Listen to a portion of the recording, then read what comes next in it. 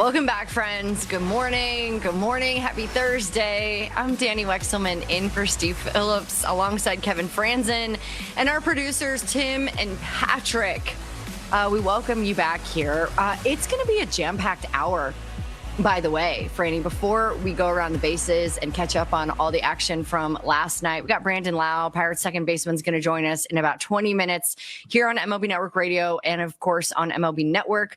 And then we're going to have Bailey Ober, Twins starting pitcher, in about half an hour joining us here as well. So jam-packed hour. My friend, good morning. How are you? Who, me? Oh, you. Yeah, I'm good. I'm talking to you. Good. Yeah. You. Fantastic. Great night last night for the Nats. The nasty Nats were in town in Cincinnati. Nats. And Dale and Lyle, the Louisville slugger himself, homers. It's awesome. 3 homers, 2 games for him back home. Yeah. What a blast. Every to highlight watch. we'll play of him, you will hear his whole family. It is amazing how many are here. And it's I love when players are able to get to play in front of their families. I got to play in front of my family for like 4 straight years, playing at home in San Francisco. And just being able to go on the road later on in my career was like, it was that much better because you never got, to get to see him enough and to perform in front of him. Just, it's awesome. I love it. Yeah, it's been a special week for him, and he deserves it. He's put in the work. And as I told you, I think the Nats offense is going to be a nightmare for the rest of the National League East, and they are going to spoil a season in one way or another. I watched BP when the Cardinals were in town, and it was absolutely disgusting. The way that they hammer the ball up and down the lineup is a dream, I think, for some teams to see that. Once the pitching gets on board, Fran, that team is going to be postseason bound. So I am glad that you've had a chance to see that firsthand. I got to cover, by the way, all those guys in high school, guys in high school, like 2 years ago, your entire infield and outfield and the minor league system, because the Nats have been in the basement. So they have been able to collect some incredible talent, and now they're all at the big league level. So it's been fun to watch your guys. Yesterday was fun. This week's been incredible baseball so far. We're going to start with our single as we go around the bases. So the Giants had won the first 2 games of the series against the Dodgers. Last night, Shohei Ohtani on the mound lowers his ERA, and the Dodgers are able to shut out San Francisco. They win 4-0. Swing and a miss, strike 3. Sits him down with a sweeper. Bookending K's in a scoreless 1-2-3 5th. Dodgers up 4-0. He wants to be the best pitcher in baseball, and right now he's doing it, and so you can tell he's hyper-focused on the preparation part of it, and then obviously the days that he starts the execution. Whether he's on the mound, you expect a no-hitter, and then when he's hitting, you expect 2 homers, and so that's kind of his lot in life. It's what he kind of he did to deserve that. That sound you hear was my former teammate in Dave Roberts. That's right, Doc. Shout out to him. When you look at what Shohei Ohtani is doing, he's 3-2 with a .82, 7 innings, 4 hits. He's dominating the Giants his entire career. It just continues to do so many great things. Is he the Cy Young favorite? No, I don't think so. You got to dethrone Paul Skeens. But what he's doing is he set himself a goal. He's talking about it. He's getting the narrative on their side. They needed, like last night was that perfect example of him being the stopper, though, right? Like that's an ace. Yamamoto is a bona fide ace. We know that. He wasn't able to do it the night before, but Shohei was, and it was not a lot of loud contact. It was a lot of ugly swings that you're getting out of there. Struck out 8, walked 2.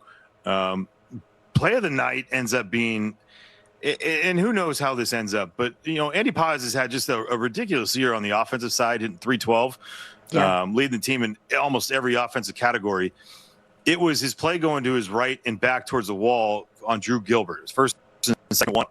I think it was 6th inning, 6th, 7th inning. And next thing you know, this ball's hammered. He gets it and fires it back in. And I was telling you earlier, I was like, the hell is he doing? Oh, wait, Willie Thomas forgot how many outs there were. And that's a problem. And that's where the Giants are right now. And they're 7.5 games back of the Padres. The Giants are in 7 games of the Dodgers. And that's the stuff that's going to kill you. right? The not knowing the outs, just the simplest of things. The guy that is so professional in everything that he does, and Willie Adames, it scares you. Scares you that's what's going on with them. But big night, Espinal Santiago, Santiago Espinal. Jeez, my God. Can't believe It's we did early. that. I'm sorry. It's early, Fran. He homered okay. back-to-back with Mookie Betts. Big night for those two. And getting Mookie right is going to be a big issue for these Dodgers going forward. Yeah. And listen, like internally, that team is not concerned about what's going on. They've just had to kind of navigate the injury situation here, figure things out on the mound, and piece it together. But nobody's worried about the Los Angeles Dodgers. Nobody feels bad that they had a skid. Nobody's concerned at all. Panic level is 0, right. I would guess. But Mookie Betts does need to get going. He just rejoined the lineup coming off the IL, goes yard last night. And so that's a good sign. That's a good sign for the direction they're headed. And for Shohei Ohtani to be able to lower his ERA to, listen, every campaign needs a narrative. Every campaign needs a manager. And that's what Dave Roberts and the Dodgers are doing for him. So a solid win. They're able to at least avoid the mop up. The fourth game of the series is today. So they'll try to split that with the San Francisco Giants. Let's get to our double. So the Toronto Blue Jays, I think, have a World Series hangover, and they are trying to get back on track right now. Well, they got some help last night. Dalton Varsho in extras has a grand slam to help seal the deal and the victory over the Tampa Bay Rays. And Varsho hits it high, deep left field. Simpson back at the fence. It's gone! Let's go home! A walk-off grand slam! And the Blue Jays finally get the Rays, winning it 5-3. Huge for Varsh. Huge for him. It's he's been. I feel like he hasn't hit a home run in a while. Since Minnesota, he hits them kind of in bunches, but it's more so big for us. I think just trying to grind through this part of the season with how we're playing and things kind of going back and forth, good, bad. You need that going into an offense. That was Ben Schulman on the walk-off call, and then also John Schneider, the manager of the Toronto Blue Jays, on the importance for Dalton Varsho for a personal reason, right? Like getting things going, getting that confidence level going for the walk-off. Look, I told you this earlier, and second time it hasn't ended in a win. Team in the top half, so the away team in the top half of the extra innings, whether it's 10th, 11th, 12th, 13th. If they score in the 10th, game ends in the 10th. They scored 2 or more runs this year. They're 24-1. So the Rays scored 2 in the 10th, and this is the first loss of the season. Like over the time, I haven't done the numbers the last couple of days, but it was like 282-40 if you score 2 or more runs in that top half of the inning. And it ends in that inning. It's just a wild number you get in there. And so for the Blue Jays to get this victory, I look at it going, man, this is is this it? Is this that thing that can ignite them? And it could. I mean, the crowd's electric there. We know that, being there last year for the World Series. Is it a hangover, or is it the injuries that have, you look at what the Braves have done and overcome all those injuries. I think it's everything combined. I think it's also, with Vladdy not being able to get going as well as he can, they're just walking him, no one doing enough damage behind him to really, I feel like, give him anything to hit. He's finding his way to get, knocks here and there, but doing damage, and they need him. But for Dalton Varsho, 6 career grand slams. It's called ownage. Bases loaded, just book it. Something good's going to happen for that guy.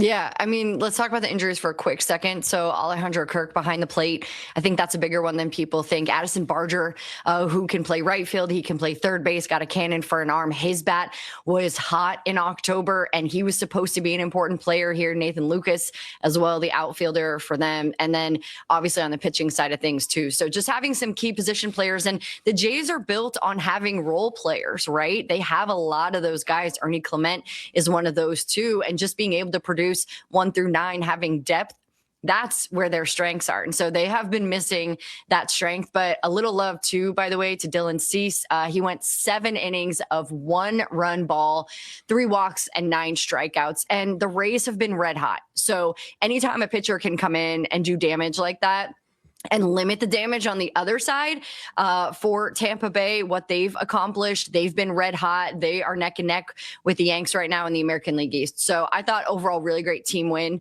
for the Jays, and hopefully they can roll, right? Like this is your point, Yep. Fran. Like this is where you start to get going and see some momentum. So a big win in extra innings for the Blue Jays over the Rays. Our triple today is Gavin Sheets and the San Diego Padres, down to 2 outs in the 9th. He hits a 3-run home run, and the Padres beat the Brewers. The 0-1 pitch. Sheets swings, sends it in the air, deep to right center field. Frelick is back. He's at the wall. This one, gonna go! Gavin Sheets gets it done. A 3-run go-ahead homer here in the top of the 9th inning. Sheets pumps his fist as he hits third, and the Padres have done it again. I see just a calmness about him that, the moment isn't like something that's going to destroy his life. He feels confident in himself, whether he gets the job done or not, so he's playing with a little bit of freedom, taking it bat with freedom, and, he gets the job done, more often than not in those situations. Yeah, that was my former teammate, Craig Stammen. I owned him in minor leagues, not in the big leagues. Anyway, Stammer, still, you got to be shown. Please show off your calves when you're going out to the mound. Those are amazing. Please. Yeah, you need to. The one thing that's crazy is that, with Gavin Sheets hitting this 3-run bomb with 2 outs in the 9th, it's against Abner Uribe. And Abner Uribe is just disgusting. The stuff that he has is just electric. And I say it like that because all those guys were just thanking everyone that it was not Jacob Mizorowski on that mound. To think that to get the stuff that Abner Uribe has is one thing. It's elite, right? As far as a reliever. But to go from Mizorowski and you're going, Abner Uribe comes in and you're going, thank you? That's what it felt like last night. I agree. Yeah. And that's just insane. Jacob Mizorowski last night had 13 swings and misses on his heater. He cramped up, had to come out. Aaron Ashby came in, had his clean inning in the 8th, and then next thing you know, Abner Uribe comes in to close it out and can't get it done. It was a huge victory for the Padres because it's one that you looked at, you're going, older team can, like I'm going to say air quotes on that, older team against Jacob Mizorowski was not going to be the great matchup for them based on the fastball velocity. And he showed it. He's on a heater right now. He is special, but the Padres stayed with it. And, you look at that going like, is this something that can get them going? Oh, wait, they're in first place. Yeah, we forget about that. They're in first place ahead of the Los Angeles Dodgers. They're in first place, but it doesn't really feel like they're in first place the way that they've been playing. Like I just watched them against the Cardinals for 4 games, Fran. Yeah, and it's flat right now. Obviously Manny Machado batting under 200, Fernando Tatis Jr. pressing, feeling pressure, moving around the lineup, moving around the infield and the outfield. Like there's not a lot of consistency with which they're playing, which is really fascinating, right? And so I'm sure Craig Stammen and that staff are hoping that it is going to start to click. I think Tatis Jr. is the most important bat to get going in that lineup right now. You and I talked about it earlier. I need Jackson Merrill to be that table setter and be that guy. And Manny, yeah, obviously this is not the Manny Machado that we know, the veteran team, but they know how to prepare, right? And I guarantee you ask them, it's all about their process. It is all about the process. The results will come. And the fact that they are winning right now and they're not playing their best baseball is good news. And the fans are still packing the park. The fans are still excited about this team. And obviously that bullpen, which is absolutely filthy with Mason Miller. He's able to come in. One more note real quick on Jacob Mizorowski. He was filthy, 4 hits only given up throughout his outing. And Gavin Sheets had a frozen rope earlier in the game. So he was obviously seeing the ball well yesterday. I like that Gavin Sheets played the role of hero yesterday. I liked that it came down to the wire. I think it's their 13th comeback victory for the Padres. You hope that you don't have as many comeback victories, but it shows you that they've got it. And they have that fight in them. So that's a huge win to stop the Milwaukee Brewers, who have been really, really good this season as well. We got to get to our home run, though, and it revolves around the Atlanta Braves. They are the first team to 30 wins in the 2026 season. They beat the Cubs, and they'll go for the sweep today. And he stings it well. Deep left field. Back to the wall. You in trouble now. It's a 2-run homer. Mauricio Dubon just slammed it over the wall. And the Braves tack on 2 more and add on to this lead. It's now 4-1 Braves in the 8th. It's really nice to come out of the gate playing well. You know, every team wants to do that, right? Coming out of spring training, that's the hope. But to actually go out there and do it, and the way we're doing it, like I said, everybody's contributing. We're not at full strength, which seems crazy when you do the math, but guys are just performing. It's the players, man. The players are performing virtually every day on both sides of the ball. So it's always about the players. Braves win. Another series victory for the Braves. They'll have a chance for a sweep tomorrow. First team in the big leagues to 30 wins and a season-high 17 games over 500. Yeah, it's a great Ben Ingram on that call for the Braves Radio Network. If you haven't listened to him and Joe Simpson, Darren O'Day on that call, they are electric. Also, Walt Weiss, who also joined us yesterday on Loud Out, Spilly and I. You can go back on the SiriusXM app and listen to that because he was talking about Mauricio Dubon and what he has meant to the franchise and to what he has done not only defensively but offensively, what he's doing in the leadoff spot, going 1 for 4 yesterday with his homer, 2-run homer in the 8th against Phil Maton. But it was fascinating to see, like, and hear, guys that been in the position where you go up and you're thinking, man, I've always been pinch hitting this spot because the righty's coming in, and Walt to stay with him in the leadoff spot. You're there. You're not getting pinch hit for. And for him to deliver, you love that for Mauricio. And he's been just fantastic. Imanaga on the Cubs side, 7 innings, 5 hits, 6 strikeouts, no walks. I mean, he was great. Gave up a home run to Drake Baldwin earlier. Phil Maton has given it up quite a bit this year. And so that is something that you got to look at with the Cubs. On the Atlanta Braves side, from Tyler Kinley to Martin Perez, Dylan Lee, Robert Suarez to Raisel Iglesias. I mean, bravo to Alex Anthopoulos again for building this pen. I mean, to go out quickly, sign Raisel Iglesias, re-sign him to a $16 million deal. I mean, it felt like the first signing of free agency to get to Robert Suarez later on. I mean, you've built yourself a nasty pen. Then you have Dylan Lee, who continues to do year after year in that role. I mean, you put them in the, I'm just wondering, do you put them in the Padres as 1-2 as far as nastiest of pens, back end pens? Oh yeah. Easy. That's easy. I think it's like the stuff one. Of dreams. Oh. It's the stuff of dreams. Like any manager would love to have weapons like that in the back end and to be able to utilize them and feel confident, right? Imagine giving the ball to your guy and he has shown you and proven to you and built that trust that you can give it to him, close your eyes, walk back and have yourself a day. Like I truly think that's got to be one of the best feelings for a manager in the game to have something like that. You're totally right about it. I want to hit on 2 things with the Braves. Number one, last year, they finished 76 and 80. I can't do that math.